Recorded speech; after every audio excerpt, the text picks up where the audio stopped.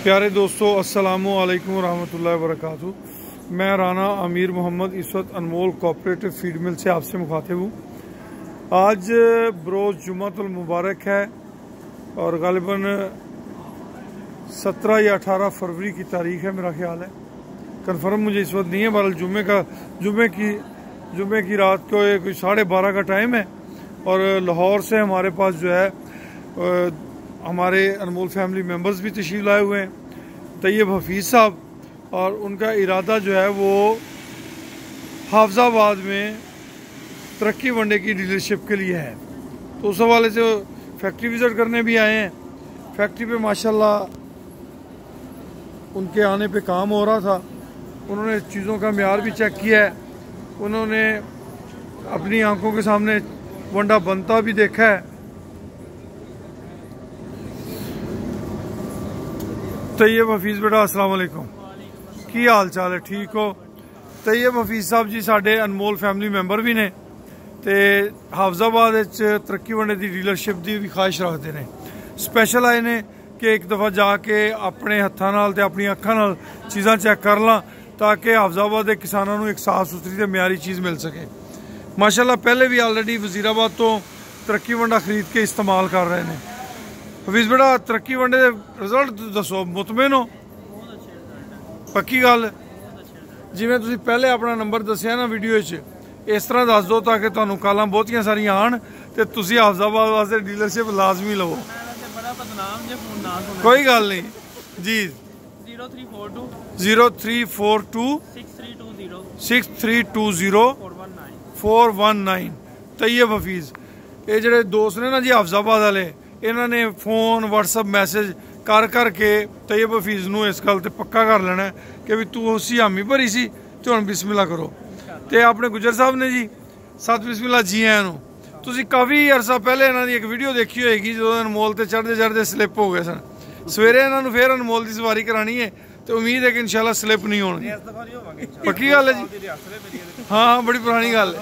हाँ, अल्लाह तुहानूं सेहत तंदुरुस्ती देवे। वेलकम जी, खुश आमदीद बेटा जी। लो जी दोस्तों, माशाल्लाह तुहाडे इलम विच है कि तरक्की वंडा 8 इकसाम में तैयार किया जाता है। 19 नंबर जिहड़ा है वो हैगा जे साडा सुपर प्लस, ਉਹਦੇ वास्ते हले बैग नहीं प्रिंट होए तो वो वैसे ही इस्तेमाल किया जा रहा है।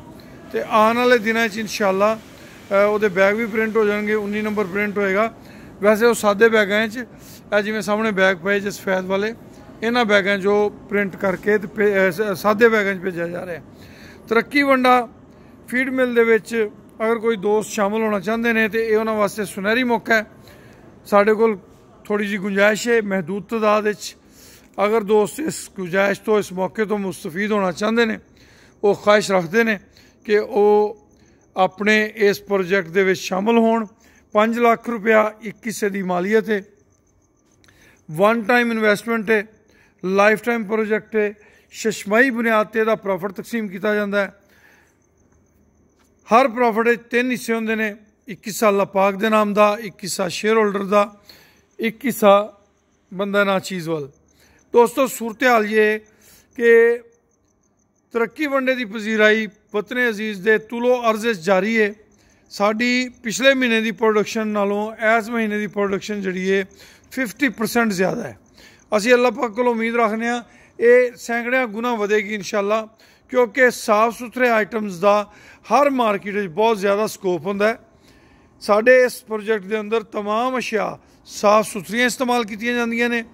फेसबुक के उपर भी साढ़े बहुत सारे जिहड़े ने फॉलोवर दोस्त, उन्होंने वास्ते असी रहनुमाई देंदे रहने। यूट्यूब चैनल पर भी असी अपनी रहनुमाई देंदे रहने।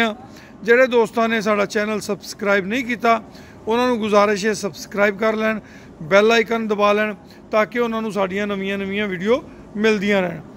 प्यारे दोस्तों, ये मखसूस तादाद दे विच इस प्रोजेक्ट गुंजाइश है मैंबरान की शमूलीयत की। अगर तुसी शामिल होना चाहते हो तो तुसी टाइमली साडे नाल राबता करो। नंबर साडा नोट कर लो, 0092 312 92